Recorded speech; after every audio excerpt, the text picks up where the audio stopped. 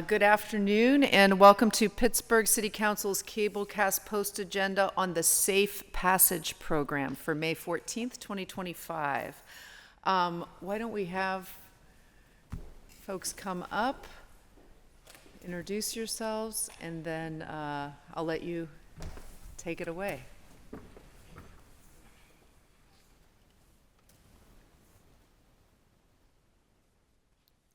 Good afternoon, David A. Jones, Assistant Director of Public Safety for the City of Pittsburgh. Thank you so much, Councilwoman, for this opportunity. Everyone behind me has been pivotal in our Safe Passage program, so we will be displaying the great things that we have done. Just a little background. Safe Passages started, there was an incident at Perry High School. Ms. Donna Bucco from the Buell Foundation called Mr. Tally Thompson and asked him if he could come and just kind of put his eyes on some things. As a result, this Safe Passage initiative started then. After the success of that, we were able to get a PCCD grant. Thus, we're in 7 high schools and 1 middle school. Just a couple quick data points, and we'll be giving this to you and your colleagues at the end. As a result of the Safe Passage program, there's been a 27% decrease in total discipline events, a 25% decrease in major discipline events, 14% decrease in student involvement, 7% decrease in violent offense.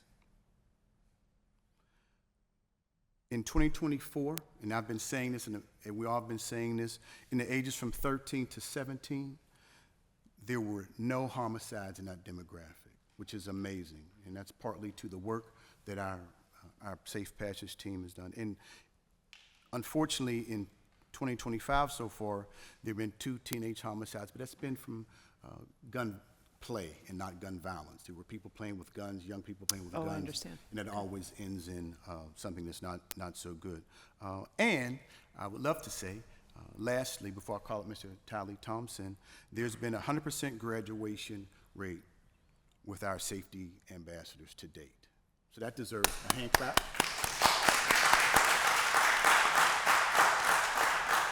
So I'll call up he's certainly the brains, and he's the quarterback of our Safe Passage project, Mr. Tally Thompson.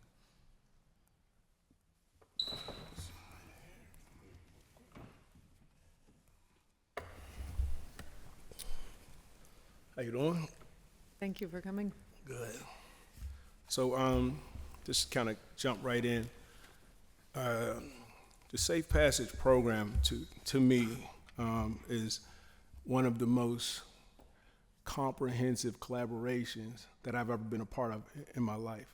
The way it got started with the Buell Foundation, making that an initial investment in community, where the model was pretty much that you had to get community members inside the schools to actually be a part of doing that work, and then being able to get the students involved with actually doing the work as well, teaching them the model was something that was extremely important. And then all of the collaborations with the different nonprofits, the grassroots nonprofits, from Infinite Lifestyle Solutions, One Nation Mentoring, Arborly, and obviously, Operation Better Block. And then also what was a part of the secret sauce, as I like to say. We started out in Perry, and I have to give an amazing shout out. I'm glad she's here today. But what kind of took it to the next level is that when Miss O'Malley became principal at Perry, so once we got that buy-in from the principal where we started the program at, which was, thanks, to Miss O'Malley, it just kind of took it to another level. But there's always been this collaboration as well with Pittsburgh Public Schools. I think this may be one of the first times in my history of there actually being an MOU between a nonprofit, the City of Pittsburgh government, and actually PBS. And they were 100% committed and had 2 amazing individuals, Dr. Sacco and Jason Rivers, and you'll hear from them. To be honest, I just kind of wanted to throw that introduction in, but what you see behind me is the collaborative work, or the most comprehensive collaboration that the city has ever been a part of. And that's what everybody that's actually in this room right now is a part of Safe Passage and making Safe Passage, program that it is today. So with that being said, I think it's less of me and more of them, because they're the ones that actually do the heavy lifting. So, Councilman, we'd like to call up, we have 4 students to talk about the pillars, and we'll bring 2 up at a time. Okay. Is it okay if they come to the table? Yeah, for sure, please. Okay. Let me stay here. Okay. The first 2, come on, let's go. Two ambassadors. Bring the third one up, sir. No, let's go 2 at a time. Right here. On this side. Please introduce yourselves, discuss the pillar, and then also how this has have you kind of escaped dealing with violence. Yep. Speak to the mic. Okay. My name is Anaya Paulino, and I'm from Alderdice High School. Safe Passage is really a really strict but comfortable program for most of the students in our school. We come in, we conversate, we do activities to. Ooh, I'm so sorry. No, you're good. Fine. You're good. You're To take our mind off of school and the stress that school has on us, because it's getting towards the end of the year. Most of our Safe Passage members are seniors, so they come in, relax, and just try to get positive views and leave out happy instead of irritated from school, basically. But Safe Passage really does help a lot of students outside of our program. Like many students that aren't members, they come in, if they have issues, they come to everyone that's in the program for issues.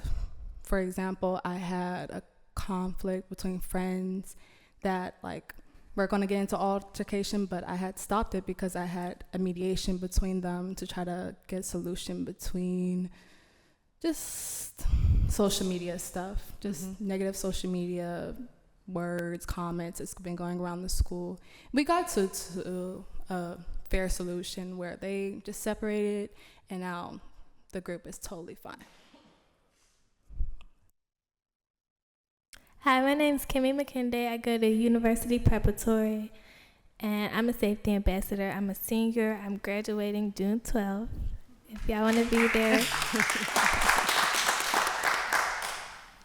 The program to me is a safe space. I'm not a violent person. I know violent people.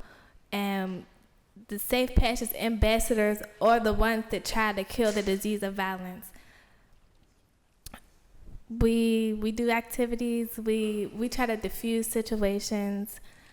We're really just trying to change the community, make everybody's life better. What pillar do you focus on? My pillar is changing community norms. I'm trying to change the way everybody acts. The norm shouldn't be violence, period. It shouldn't be if you're upset, you harm somebody else, or if you're hurt, you hurt someone else. It should be everybody should come together. Everybody should, everyone should be able to live in a safe space. Should I say more? Oh. Thank you very much. Give them a hand, please. You guys can go with. We have 2 more students, Councilman. You said you wanted to say more? Next 2, please.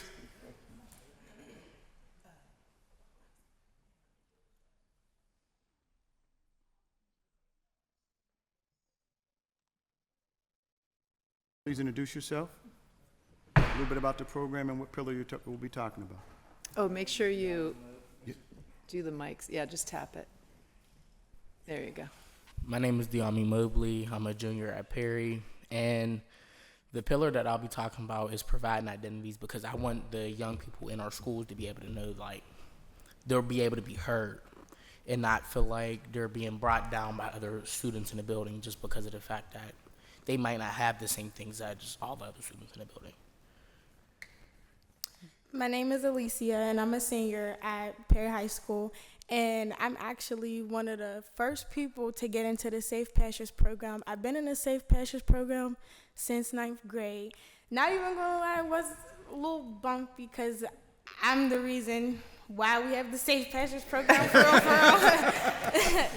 like I'm not gonna make it seem like, you know, it's just all peaches and cream. You know, everybody has their ups and downs. You know, like it even helped me. You know, like I was one of the people that was fighting. You know, not even going out, skipping class, and it low-key like helped me in a way because I got Baldy, I had Miss Danny, and let's give the biggest shout out to Miss O'Malley because it wouldn't even happen without Miss O'Malley. The pillar that I'm going to be talking about is resources because everybody needs somebody to talk to. Like, and we're young, so we like to keep everything bubbled up. Like, you know, we don't like to talk to people, and it's better for people to talk to people their age because not everybody our age wants to talk to people. Like, not everybody our age wants to like talk to adults. You know, they'll feel more comfortable talking to somebody around their age or somebody that's been through something that they've been through. We also did like summer programs where like we had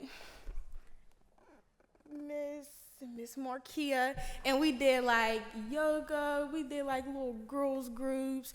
You know, she gave us like little gifts, you know, like self-care, self-respect. We also went on a trip to Atlanta, and we went to like a conference meeting. You know, we met different people from all around the cities and countries. You know, we met people from New York, Chicago, Atlanta, Jersey. We met people from all over the city.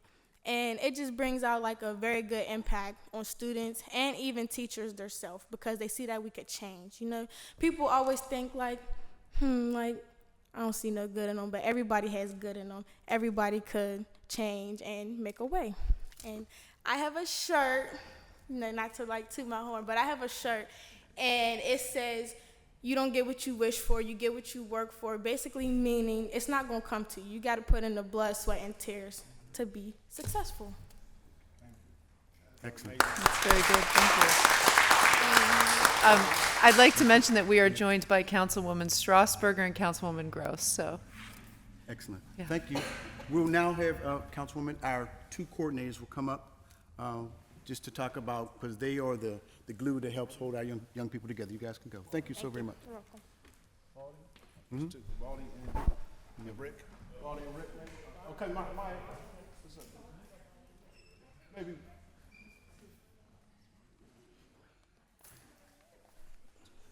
You want to bring whatever up? You're killing me right now. Go, Mr. Goodwin.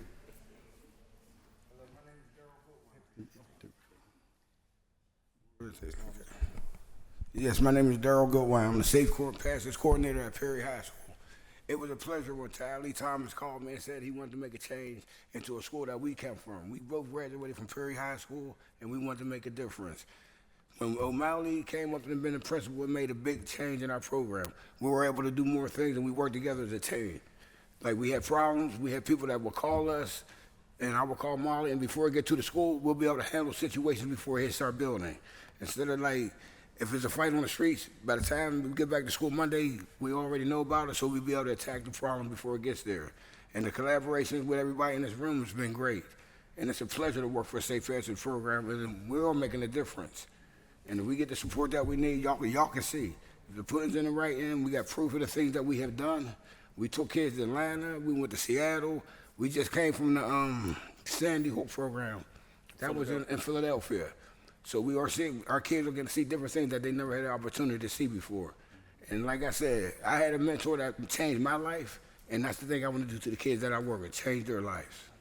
Thank you. Hello, everyone. My name is Maya Lowry. I am the Safe Passage Coordinator at Older Dice High School.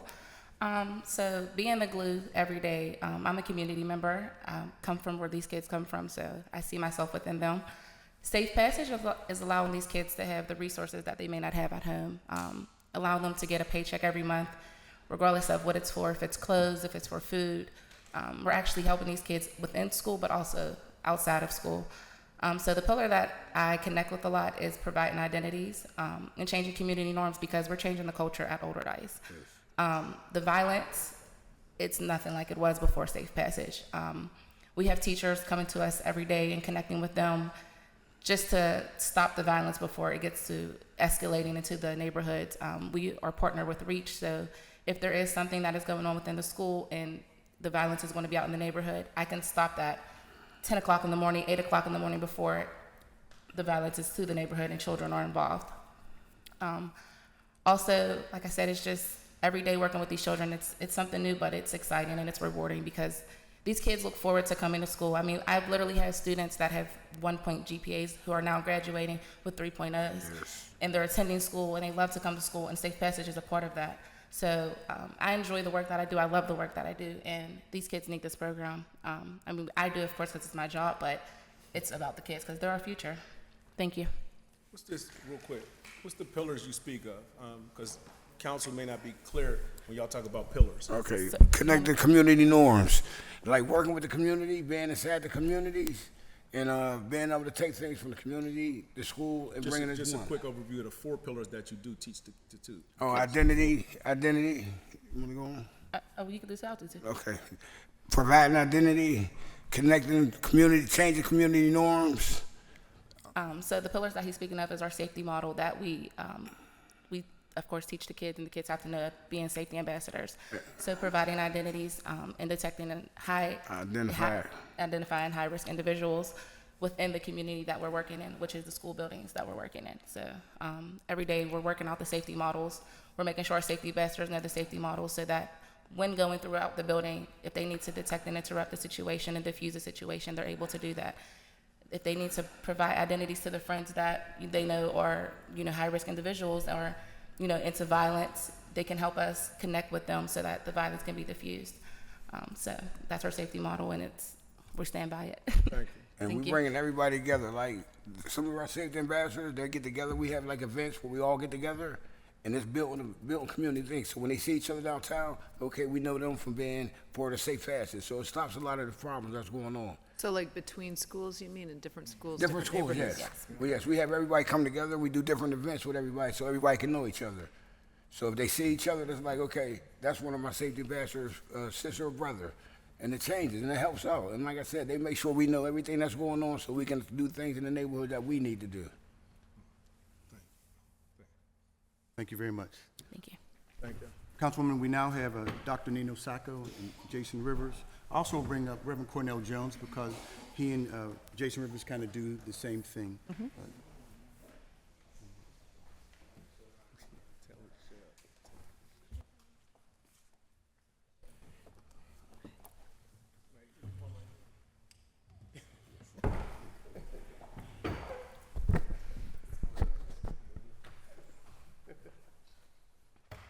Am I good to start? Am I good to go? Okay, so one of the things that, Just go ahead and introduce yourself. I'm sorry, and yes, yeah, good of course. afternoon. Yeah. Nina Sacco, Assistant Superintendent for Pittsburgh Public Schools. So one of the things that we thought was really important at the beginning of this program was creating a memorandum of understanding with the city of Pittsburgh that really allowed us to see the vision to fruition, to really realize the work that Tali and David were hoping we would see happen. So we really focused on what our systems would be and how we were going to shift culture within the 8 schools that had been identified. Our MOU very clearly identified our meeting times and spaces, which we met once a week, every Friday for about 3 hours, I would say, initially. What we found with those meetings, that as they progressed, not only were we able to identify spaces where we needed to provide supports, but we were also able to identify ways in which culture change could come about with systems changes within the buildings and how we could collaborate with the city of Pittsburgh in other areas. What became really just kind of glaringly important to us was that there was a level of trauma that also needed to be addressed within the schools, which we were aware of, but how we would do that utilizing really, and I'm going to use the term brilliance of some of our students who live this every day, right? So how were we able to work with our students to then make sure we as the adults were bringing our best selves forward and providing the best resources and recognizing how we could create change for our kids. And that's where I'm going to turn it over to Mr. Rivers, who's going to talk a little bit about that part. All right. Good afternoon, everyone. My name is Jason Rivers, Project Manager for Pittsburgh Public Schools. I oversee the work that we do in the arena of violence prevention and intervention. Safe Passage, as you know, has been shared, the collaboration between entities around, you know, how we think about safety and wellness inside of our school buildings, inside of our communities, and how this ecosystem communicates with each other. And so this collaboration has allowed the opportunity when we talk about trauma, complex trauma that families are dealing with, students are dealing with at times, staff members, the fatigue that they're dealing with. And even as we talk about post-pandemic, you know, there's a lot of things that communities are still trying to stabilize on.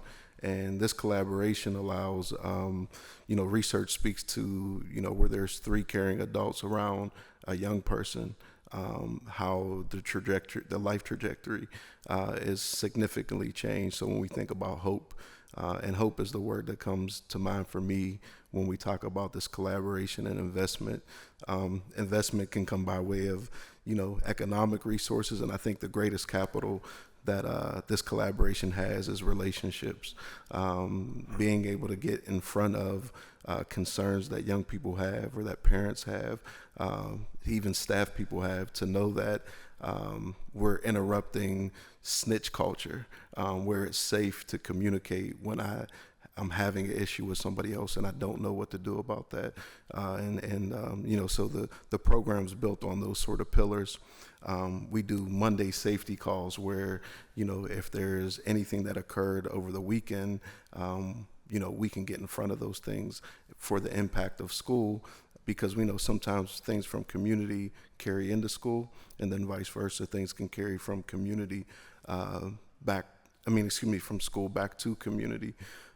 So this collaboration has been invaluable, and I think about the increased hope and excitement that has been built in mitigating, you know, violence, instability. So we know we have a work to do, but to hear the stories of young people, the excitement that they have from the collaboration and program, and the intercommunication between schools and principals, where critical information is being shared, where there wasn't systems in place for those sort of things to happen in the past. So, you know, salute to all the leaders that have made it occur, and most importantly to the young people who do a phenomenal job in showcasing their brilliance and giftedness. The last thing I'll just say is, you know, I think another thing that the program and young people exhibit is we talk a lot about like post-traumatic stress, right? And many of our community members have experienced issues around complex trauma, but we tend not to talk about post-traumatic growth. And there's so much growth around resiliency and hope, and you heard some of those stories exhibited today. And so I'm excited to have a small part in the work that's been done, and it's a delight to hear the young people talk about the change and impact that it's had on their lives. What's important as far as our collaboration, Councilwoman, is that Mr. Rivers is to PPS with Reverend Cornell Jones is to the city of Pittsburgh, sir. Thank you, sir. Greetings, everyone. Hello. It's been exciting to see. I was there at the meeting that was at Perry High School when Don Nabucco called people there to be able to talk about some of those situations and to see a new principal, a new vision, and these things come together has been it's been empowering and exciting at the same time. I remember when the conversation was with Tali to be able to find those key individuals that could actually come into the schools that have the relationships, and now that to see that those key individuals are there and the work is being there, and I was blessed to be able to see some of the students in Seattle when we were at a violence prevention conference, and these young Safe Passages students were like on the forefront of leading conversations about what they're doing. And to the point where other people and other organizations were like, yo, we want to learn more. That made me very proud to be able to experience that and to be able to say they're part of Pittsburgh. You know what I mean? So like our collaborations are everything, even to the point where if something is about to happen, like if something happened in a school, they'll send out a notification to let me know and let certain people know, Jason, Dr. Sacco, Director Jones, and school police, to be able to let them know what's going on. And this is a 24 hours thing, so that we're able to jump on things, to be able to strategize. So as Talib was talking about, so when the morning hits, we already got a strategy together. And then once again, we then tie into some of our city social workers. We then tie into the Center for Victims. We tie into what I like to call the village as much as possible to be able to pull these resources together. As Talib said, I've never seen a collaboration like this. You know what I mean? I've never seen it. And it's funny because when we were outside in the hallway, you would think that we all worked for the same organization. But because that's how much we're used to working together, we're used to, in a drop of a dime. We talk every Monday morning. We deal with each other on a regular basis. And that's the social worker. That's all of us working together to find out what it is to be able to tap into the resource that we need for the young people, for the young geniuses. And then we end up getting, the young people who are part of the Safe Passages program, we respect the genius that's in them. So if they're saying that we need to add resources, and for example, like we found out that we needed to add some support to Carrick because of the stress that they were having, losing multiple students. So like those are from conversations, and guess what? We pulled the team together to be able to work up there and help the teachers up there. So we're utilizing the geniuses that are in these young people and in the Safe Passages staff, and just utilizing that, still working together with the REACH program, utilizing the law enforcement piece, utilizing the strategies that we have, and pulling it all together, and it's been amazing. Thank you. Thank you so much. I can't go any further, and we just have a couple more, Councilwoman. Miss Molly is the principal from Perry. We need her just to come. She's been one of our biggest cheerleaders in this effort, and we'd be remiss without having her. And she's been in this the longest with us.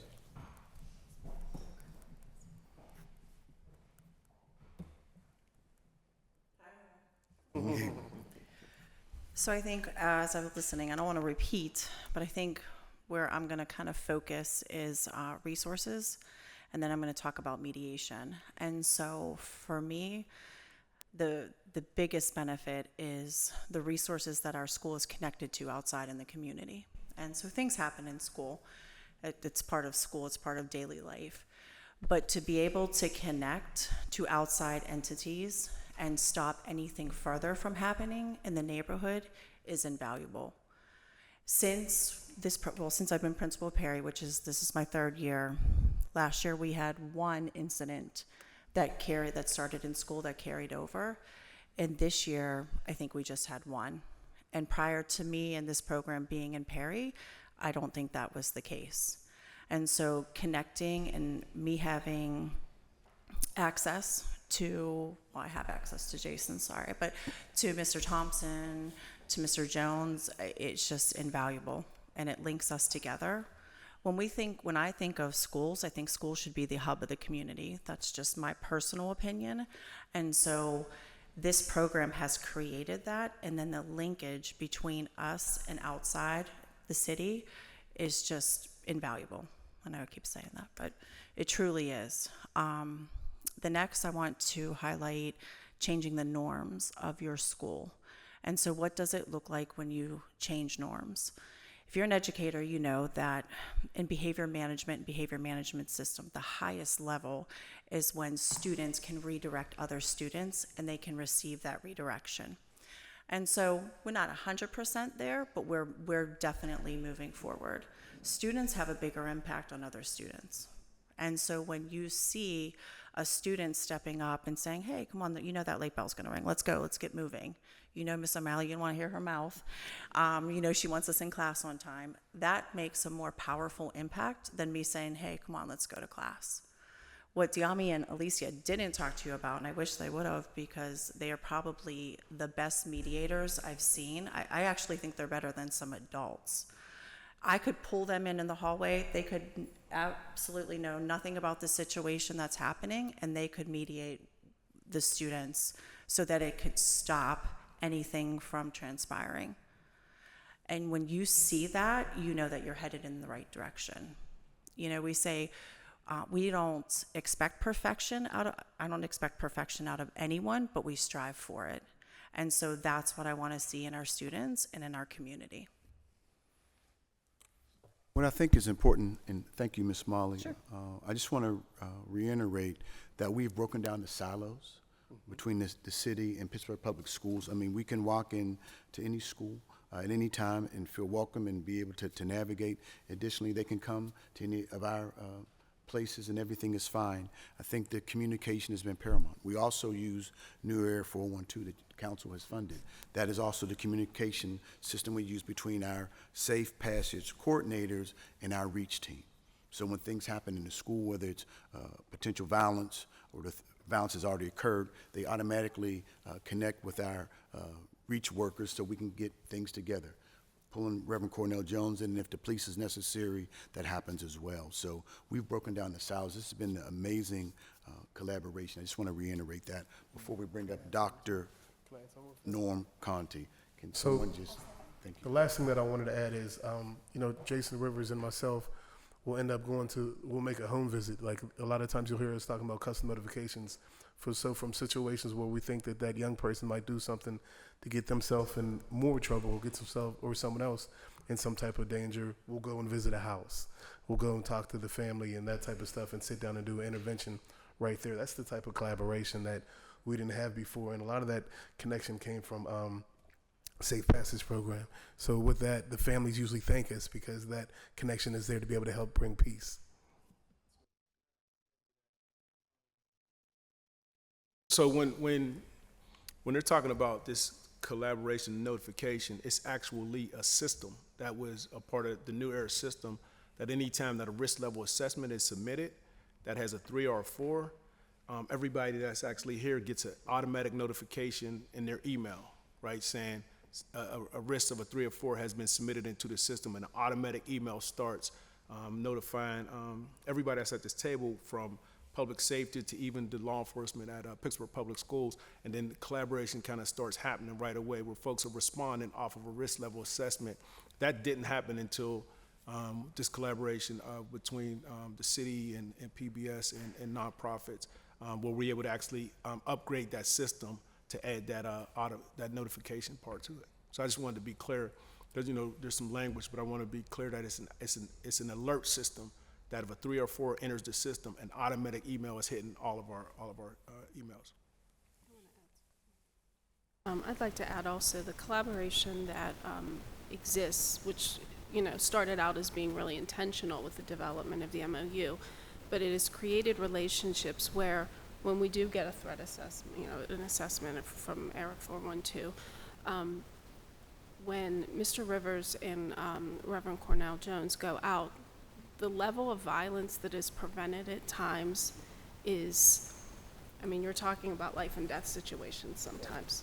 So I don't think that should be lost in this space. I don't want us to not call that out, because we have multiple examples of situations where both of these gentlemen have really worked at preventing something from happening that could have been catastrophic. So there's a part that exists here that I just think needs to be called out on that. Thank you. Dr. Conti is with us from Duquesne, and Councilwoman, we also have at the end, we have some handouts, and we can send stuff to you electronically that will talk about our data.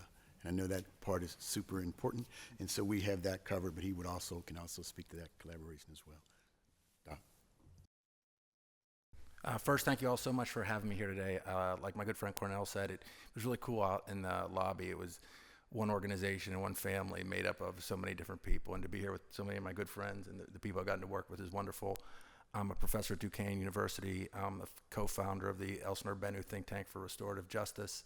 I've had the honor and the privilege to work with this organization. At Duquesne University, we're doing what we can to support this work through our School of Education. We're offering opportunities for our advanced students to work on analysis and evaluation and refinement and improvement of the program, giving what they have to offer and giving them the opportunity to learn in real time and real practice with this situation. On top of that, our Office of Community Engagement is working to look to help secure funding for this program. And personally myself, I'm working on a class called Performing History, Autobiography in Progress. We've got some really great actors and writers, and we work with kids in the Safe Passages program And we're working sort of on the identity transformation piece, where we're giving these kids a chance to work with, people they've seen in actual movies that they like, and who are listening to them and are getting them to tell stories, their stories, and getting them to see themselves as writers and artists. Not that they have to be that professionally, but that's a part of their identity. And when you open up, whether it's kids, whether it's, in my experience, whether it's guys in jails, whether it's police officers, when you get people thinking in ways that they don't usually, when you use the arts and the humanities, you get some results that you probably wouldn't expect. So we've been doing that with students in the past couple of years at a number of the schools, and we're also working with we're working with some of your safety ambassadors through 412 Boxing. We're running the same program, Performing History Autobiography in Progress with them, and we're putting together a book that's hopefully going to include a number of all the kids, and it's something like writing fighters or fighting writers, right? Because all these boxers first are fighting, right? And all the safety ambassadors, they're fighting for their community, right? And they have such amazing stories to tell. And I don't know them that well, but I know some of these kids. And the kids that are probably the best at this negotiation and this intervention, they're probably great storytellers. Mm-hmm. So again, thank you so much. Personally, I'm thrilled. I know Duquesne, with our commitment, the university is thrilled, and it's just wonderful to be a part of this. Councilwoman, that's our presentation. We appreciate your... Have a chance to just recognize the director, Danielle King. Yes, I was going to do that again. Can you please, and my other coordinators that are here as well? Yes. Everyone that is involved, please, with Safe Passage. I was going to get to our data has been prepared by Tori and Casey, and we have our other directors back. Can you guys please stand? Because Tally's been nudging me for the past 45 minutes. Please. Can we give them a hand? Everybody. But this is the staff that does the heavy lifting. This is just the staff that does the heavy lifting. I have a pleasure of working with Director Jones, but these are the folks that are in the school really, doing a lot of that hard work. And go ahead. I'm sorry. Ms. King is the director of the Safe Passage program. I'm just the creator of it. Dr. Danny. Hello, everyone. I'm Danielle King. I'm the director of Safe Passage. It's been an honor to do this work. Tally called me back I actually met Tally. I'm a student at Duquesne as well, and I met him some time ago at the think tank when I was pregnant. And he called me some time ago to do this work, and I love it. I'm actually, like I said, a student at Duquesne, so I'm doing this work real time, learning how to improve, learning, just different ways to support my community, empower them. Parent engagement? Yes, parent engagement. That's what my dissertation is on. So just trying to think of more ways to get families involved and parents involved. When we talk about, surrounding kids, that is academic work. A child is in the middle, and surrounding that child, we have the family, the school, and the community. And we all have to intertwine for the best of the child. So that's the work that we're doing, and this is all proof and of God it. willing, she'll be Dr. King in August. Yeah.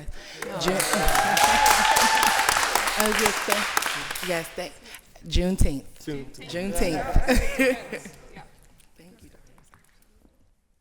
I don't want anyone in the back mad at me. Is anyone else?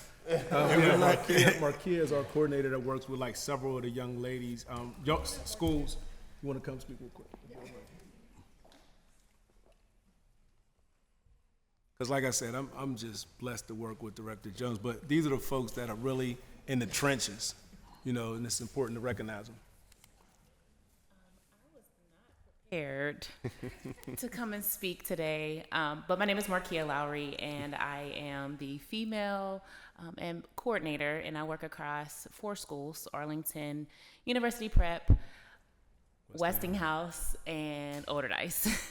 And it has been a pleasure working with our female ambassadors. That's been my focus since I've been on board with OBB, and we talk about the impact that this program makes, but each individual ambassador has made an impact on me personally. I know someone mentioned, I think it was one of our Perry ambassadors mentioned that they're viewed as lost causes, and they're really not. There's so much potential, so much talent that I get to bear witness to every single day working in these schools, and they are making drastic change. And I give them the space to be them, and sometimes that's all they need to feel the hope, to feel the love, to feel the encouragement, to work the model, and to be amazing individuals, because they all truly are.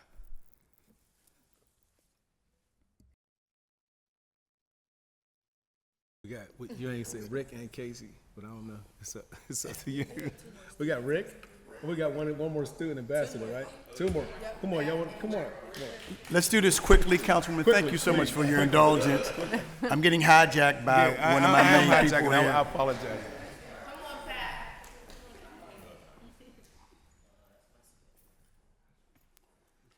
Council seat. Who's starting first? Well, I'll go. Rick Butler. I'm a Safe Passage Coordinator up at Older Rice High School. I think the biggest thing for me is just like being able to build the relationships with kids and then actually see it come to fruition for them to do different things. Like we got Pat, been with us probably since the beginning of the program. Probably, I don't want to make his head big, but one of my favorites because I just seen the transformation in him and his behaviors and the way he's disciplined, with him getting involved in other things outside of school. And we just had a kid who's graduating this year who was walking around with like a 1.3, 1.4. Last report period, like a 3.32 or 3.3, something like that. You know what I'm saying? And his focus is like crazy right now. So, I mean, just to be able to see that, see things like that, and see them actually being involved in things is like real big for me. Introduce yourself. My name's Patrick Germain. I'm from Alderdice. One big thing about the group for me is like providing identities, cause like I was able to do that like after like joining boxing outside of school, and like it just opens up so much opportunities for your future when you boxing and stuff. And this group right here, so like for me, I'm ranked number 7 in the country now. And I'm trying to get that number 1. I ain't gonna lie. We got nationals coming up, so yeah, you know what I'm saying, yeah. Young man. Go ahead. Hello, my name is Jaheim Jeffries. I'm coming from Alderdice High School. And for me, a big thing about the program is changing community norms. Seeing like Rick as a black man coming to the school every day and, going to work is a big thing because there's not a lot of African-American men in the school present. But also, I would say providing identities as well, because like the kids from UPrep said, being a lost cause. Like there's no such thing as a lost cause in the school, because if you're waking up each morning and showing up for school, you can't be a lost cause. That's the first thing. And I feel like providing identities is just real big on that, because there's something for everyone. I feel like even if, like for Safe Passage, there's a lot of people out here, Safe Passage, and they hear the 4 pillars and they're like, oh, we don't want to do that. Like, that's long. It's still a safe space for people to come together to stop the disease of violence. Thank you. All right, I'm done. Thank you, everyone. Any questions, comments? We have some handouts we'll give. We can also send to you electronically. Any questions? Yeah, go ahead, members, yeah. Thanks, Councilmember Warwick, for hosting this post-agenda hearing, and thank you everyone who spoke.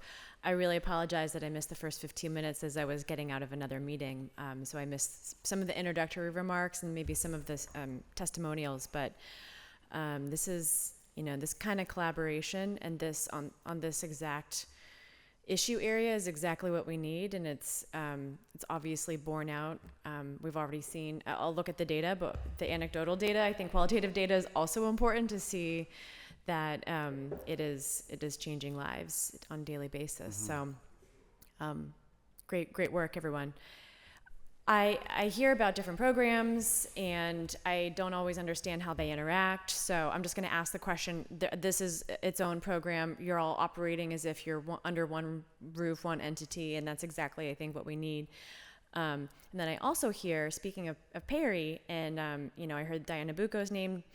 I also know that A+ Schools has their program on truancy and attendance, and sort of figuring out strategies in each high school, working with teachers and working with the principal to try to wrap the community's arms around the schools. I'm wondering how this program interacts with that program, if at all, or if they're just kind of, if they're integrated at all, if they're separate, if they're just existing side by side. We've worked with A+ Schools. We've met with so we work with A+ Schools. They were a part of language. Meetings when we were discussing language and implementation. So A+ School was actually at the table as I was working with the Buell Foundation on the implementation plan. And then also depending on which school in particular, Ms. O'Malley could probably speak to the way that she creates collaboration between all the programs that are within her school. And that was something that we was intentional about, is that we didn't want to, for Safe Passage to come into existence, right? And then say that you no longer need the other programs that are within your building. So Safe Passage in itself is a model that collaborates with other programs and nonprofits that are already in the school, and we just kind of use our model to fit them into the work that they already do. So when we started, Safe Passage, if there was a school, let's say One Nation Mentoring was up at Bashir, right? The principal of Bashir says, Ty, we would like for that individual or their team to be our Safe Passage coordinators, right? So we just kind of taught them the pillars to teach the students that they're working with, and then add safety ambassadors on. So now you end up getting more. You already had One Nation Mentoring. Now there's a collaboration between us and Safe Passage and One Nation Mentoring. Now you get more. The goal was that this collaborative language was going to, because actually that's what it takes to be able to change the culture inside these schools, is these collaborative relationships. Mm-hmm. It can't be one thing in and another thing out. Like, that's called the hamster in the wheel, where you're replacing one thing with another. Mm-hmm. It has to be this and that. Thank you. What I would also like to add to that is... No, I just wanted to add one thing. With the Brashear example, Tully also brought on someone from Casa San Jose to work with some of our students at Brashear. So there is that, through all of the collaboration that we're doing on our end, when one of us recognizes something, as he did, like, hey, we need to bring someone on from this organization at Brashear because they have these relationships with students, and then we're able to do that based on all the various collaborations and different programmings. Sorry, Director Jones. No problem. Additionally, our Safe Passage coordinators know the other programs that are in the school, and organically, they certainly get our assistance, but they talk because they're also from the community as well. That's great. That's great to hear. There was, I think, someone who wanted to speak. Do you mind coming up to the microphone? Thank you. All good. You can just speak. With the A+ community, we also, Baldy and I, at the beginning of every school year, we collaborate with them by going to the homes within the north side and delivering book bags to the incoming freshmen. So we've been doing that collaborative for the past 2-3 years. So they're definitely, somebody we work with. Yeah, thank you. And that's just, the A+ example is one example, but I heard other examples, Casa San Jose and others that are in there too. So great to hear that each school is sort of determining how best to we even had coordinate. Arberly actually pays for half of our safety ambassadors at Perry, right? And that was through the support of Diane, where as we continue to get more and more support, other organizations wanted to actually take on the responsibility of funding some of the safety ambassadors. So, when I say it, I'm being sincere when I say this is one of the most comprehensive collaborations that I've ever been a part of, in the history of doing this work within the city of Pittsburgh.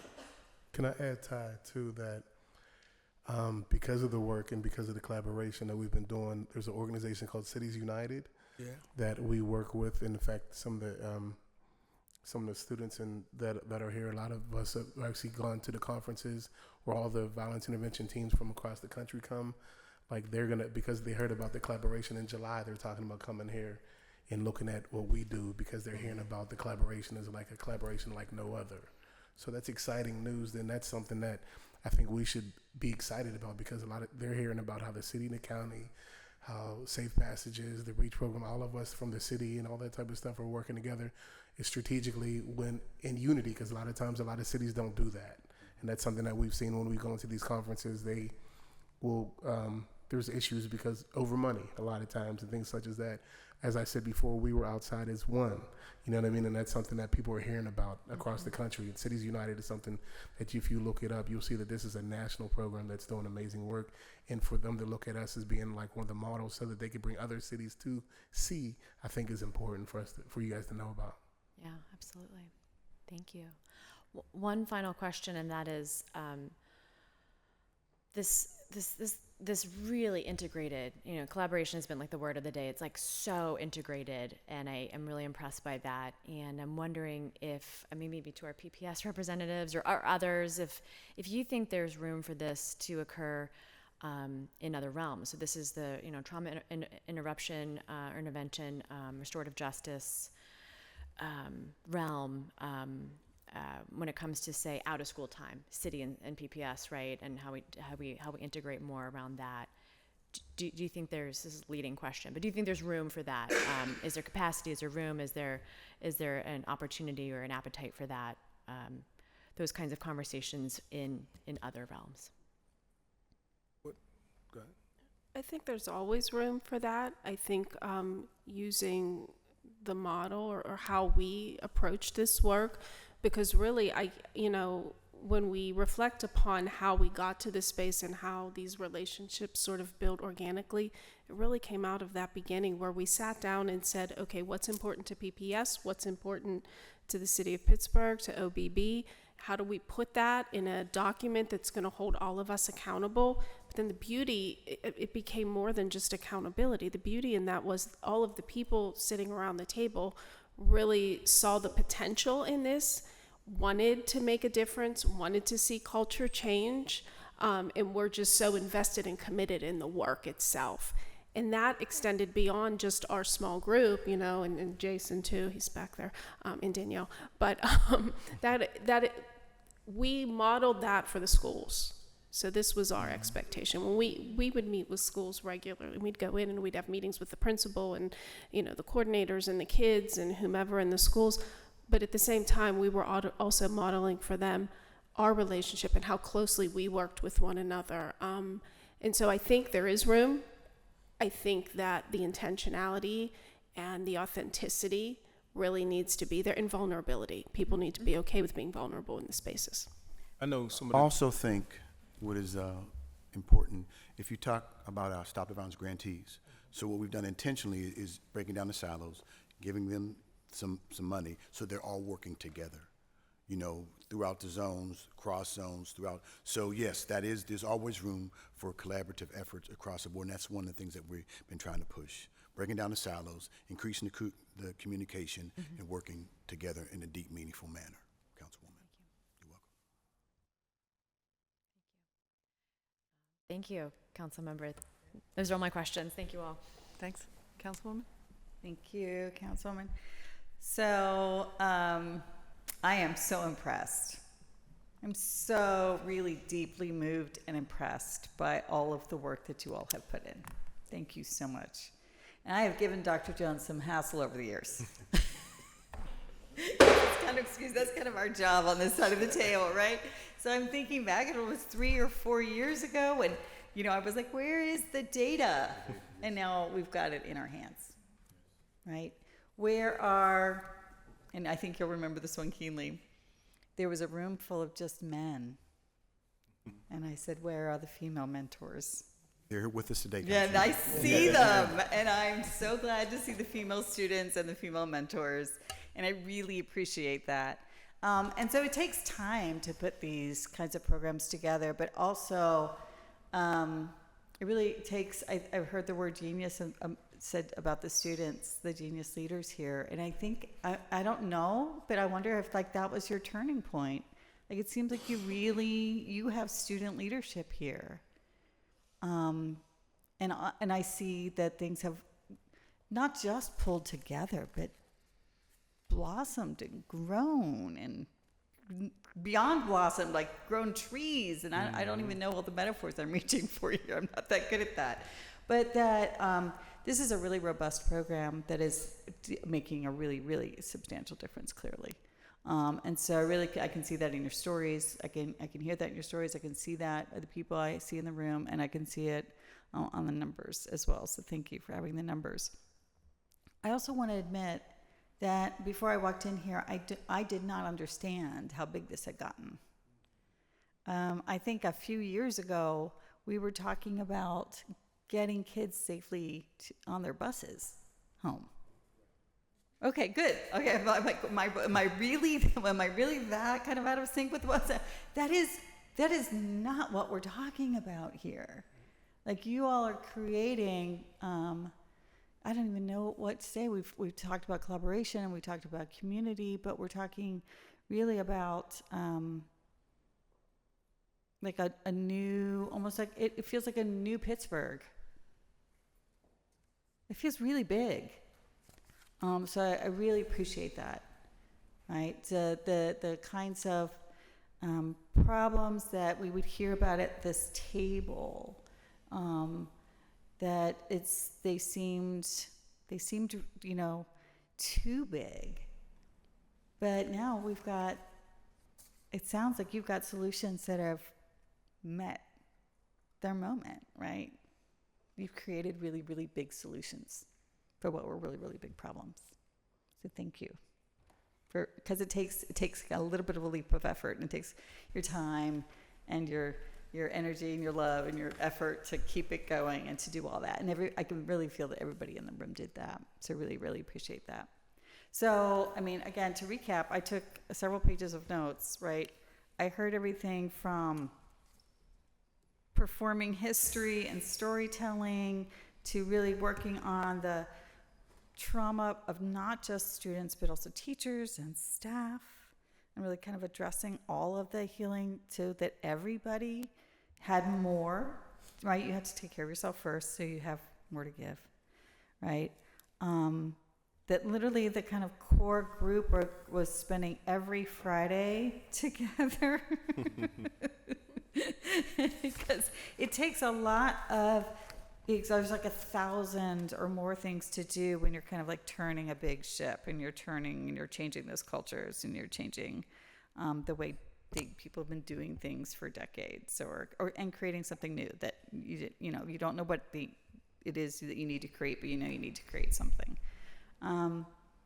But also connecting the kids in our schools to resources, even jobs, and outside programs, again, coordinating with the other kind of charitable efforts that have been going on for a long time, but really hadn't manifested the kind of change that they had hoped to be, right? And I know the leaders of A+ schools, and I know the leaders of the Buell Foundation, and I know what they have been trying to do, and have done in other realms, but to see it happen so broadly and in such a big way in like 8 of our schools is really amazing. So I don't want to take up much more time, because I think the value here today was really hearing the stories. I'm getting it in the public record. Again, just if you didn't know, this is like an official council meeting, so this is in the record forever.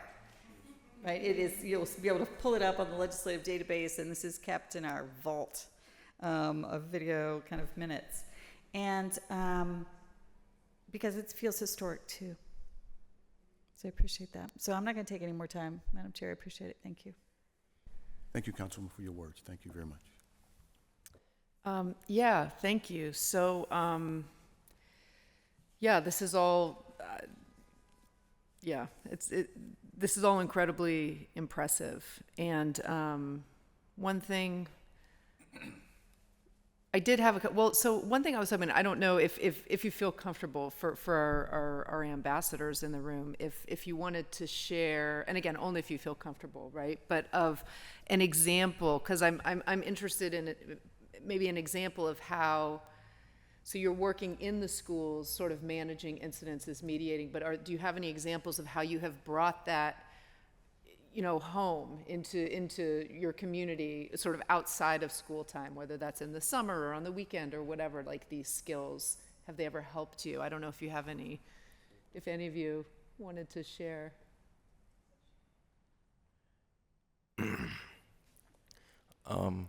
Since going to Older Dice, a lot of us come from the same communities. Like Hazelwood's a big one. A lot of students from Older Dice go to Hazelwood. Come from Hazelwood. And I'll say a lot of things that happens in school will travel outside of school. But I'll say this, like, as a safety ambassador, if they see me, or if they see me and they know, like, oh, that's like, if I say something like, oh, come on, like, everybody just chill out, it's not cool, that it will stick into someone's head, like, because even if I just say it to one person, if he goes and says it to one more person, it spreads like that. It can stop the disease of violence just like that. Yeah. Anyone else? Yeah, go ahead. Can you repeat the question one more time? Well, just if you can think of an example where sort of what you've learned in this program at school, participating in this, has helped you out sort of in the world, in your own life, whether on the weekends, at night, in the summer, whatever, just in your own community. Like when I'm outside, like on a normal day, and like I just, like, see people just on some stuff, like I just be like, I be trying to help them out. You feel what I'm saying? Like, I don't know, like now, like when people doing bad stuff, or like, you know what I'm saying, like cussing and stuff, it just like, it just grosses me out, you know what I'm saying? I gotta help them out, you feel what I'm saying? Get them on track, you feel me? Mm-hmm. Yeah, that's about it. Great.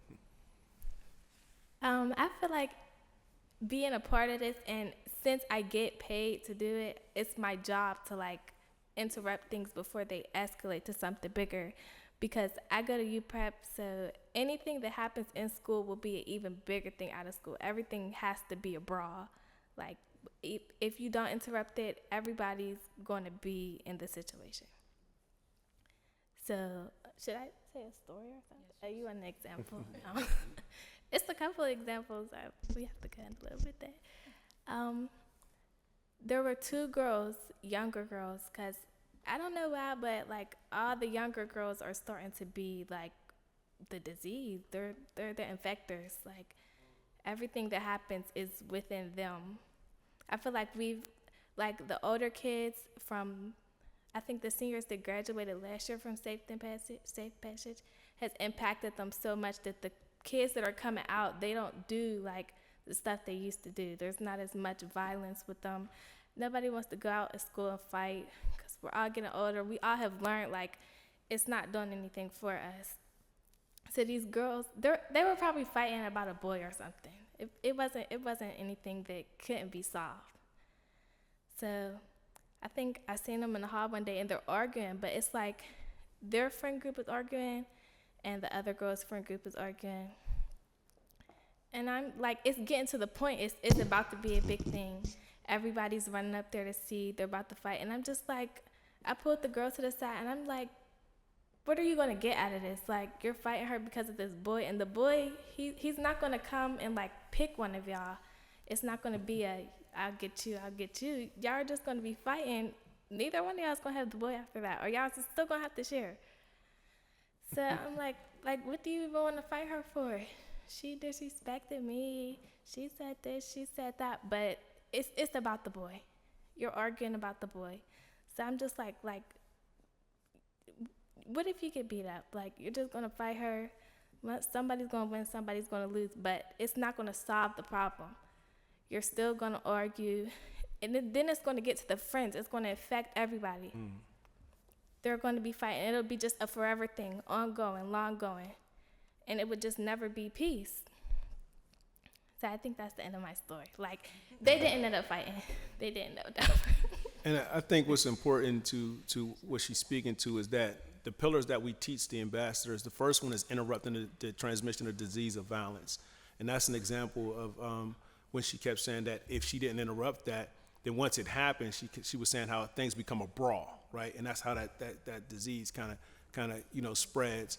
And also what's being clear is that they're paid on a monthly basis. They're on OBB's payroll. All these safety ambassadors, we have 94 safety ambassadors on Operation Better Block's payroll through this Safe Passage program where they're receiving $200 a month. And to me, that's important to make sure I'm clear about that, is that the way that it worked, the grant worked, we thought we was going to be able to stipend them, but because it came from the state, we had to actually put them on payroll. So we had 94 students currently right now as paid safety ambassadors on payroll. I also have another story, just like Kemi's, but it was mostly outside of school. I would say I have a lot of friends in Alderdice. I'm nice to everyone. I'm just someone everyone comes to and talks to if they have an issue.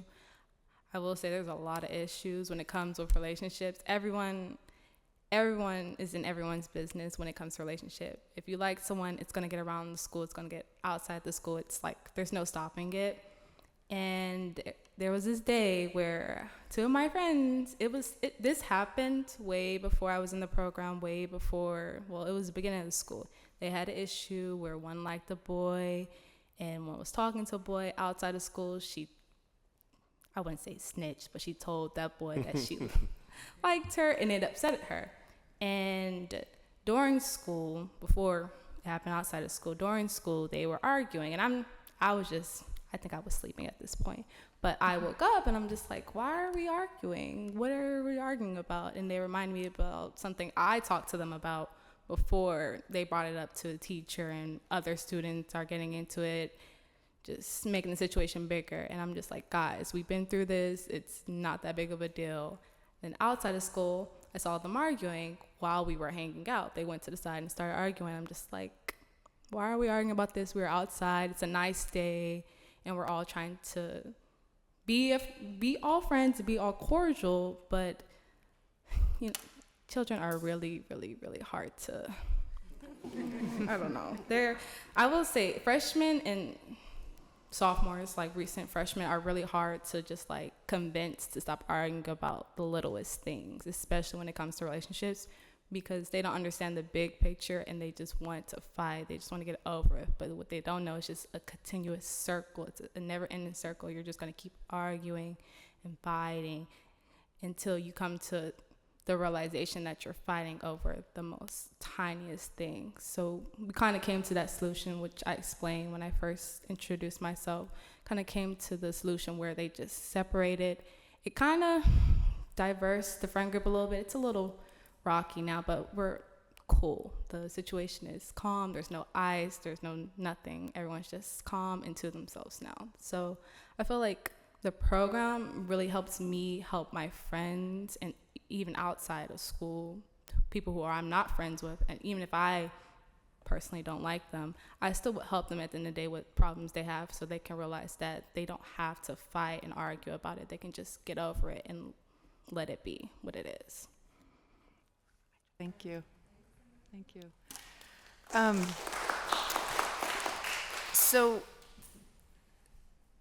yeah, one question is there an element of the program, or maybe looking forward with sort of like a mental health component, sort of availability of therapy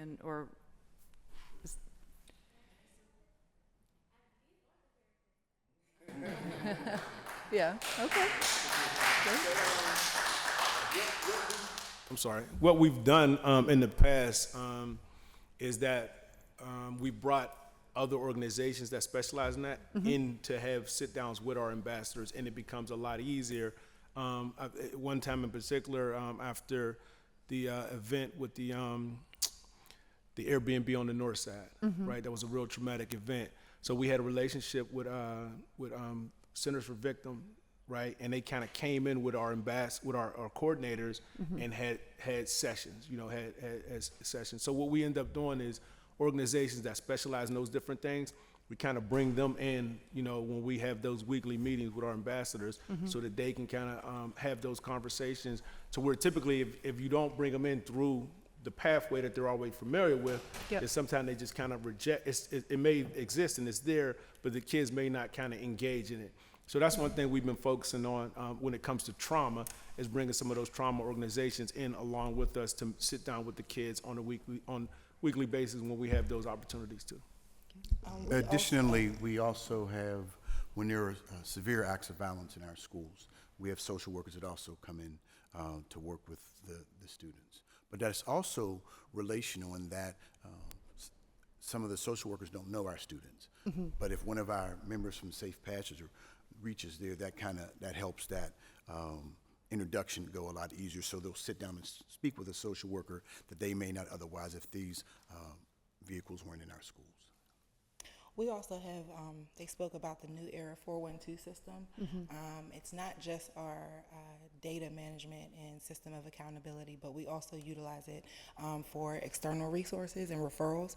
So like we're connected with the 211 app, and we can send these resources directly to the students' phones. So there's so many resources on there. So you can go on there, Resolve, UPMC, Mercy, Behavioral, so we can connect with all of those through the application as well. Great, thank you. Yeah, so I mean, I just overall, we talk a lot about violence and crime in the city, and lots of it, there's going to be a post agenda, I think, tomorrow night about, or sorry, not a post agenda, a public hearing about violence. But I think that one thing that a lot of folks, certainly myself, kind of don't appreciate is that when we are talking about violence, and specifically gun violence, that, well, I mean, I guess I could ask a question. Who here of folks in this room have had a family member or very close friend, have lost a family member or close friend to gun violence? Just like show of hands. Right? And how many people know more than one person who has been lost to gun violence, like in their immediate, right?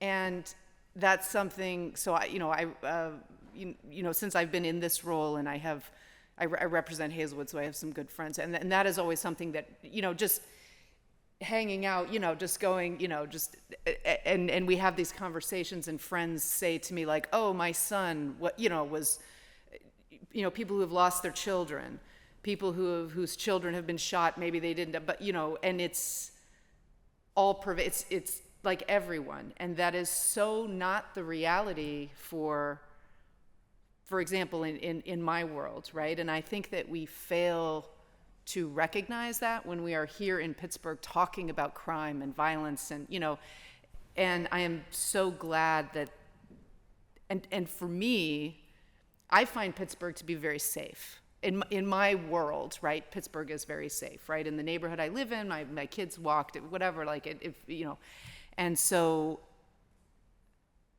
and this is where the real danger is, and that is what you are all working toward solving, and you're getting it done, right?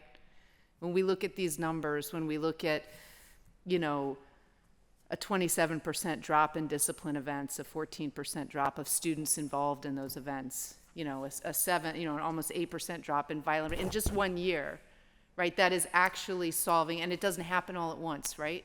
And so, we all talk, it's easy to sort of sit in your armchair and watch Stephen talk about what should happen, what could happen, But, teachers are overwhelmed, parents are overwhelmed, kids are overwhelmed. I mean, even in any, even myself, right? I'm sure my kids' teachers are overwhelmed, and I'm overwhelmed. But when you add this reality of gun violence, and maybe housing insecurity, and maybe issues of mental health in the community, and you add all that together, this reimagining of public safety, and that is the thing, right? That is what we have been seeing here over in Pittsburgh over the past 2-3 years, right? Is this commitment to reimagining how we do public safety, and that is getting to the root cause, right? That is working together in a co-response way, like you said, breaking down the silos, because the police can't fix this alone. The schools can't fix this alone. The city can't fix this alone. The community groups can't fix this alone. The football coaches can't fix this alone, right? It takes everybody together, and I'm just really so impressed. And I love even that you've got the technology too, right? With the apps. I mean, this is such an impressive effort, and I love that. I'm really glad to hear that it's been recognized nationally. I don't really have any questions. I just want to congratulate you all on the incredible work and thank you, because you are doing the work to make Pittsburgh a safer city. I just want to say to you, thank you so much, Councilwoman, for hosting us. You have no idea. I could have filled this room up with people that wanted to come and speak, but we tried to narrow it down that we wouldn't overwhelm. But we appreciate you and the Councilwoman for even just entertaining us today and hosting us. We appreciate that. Thank you. Thanks. Oh, I guess with that, I don't have my my little script. Okay. So having exhausted the business of this post agenda, the meeting is adjourned. Thank you.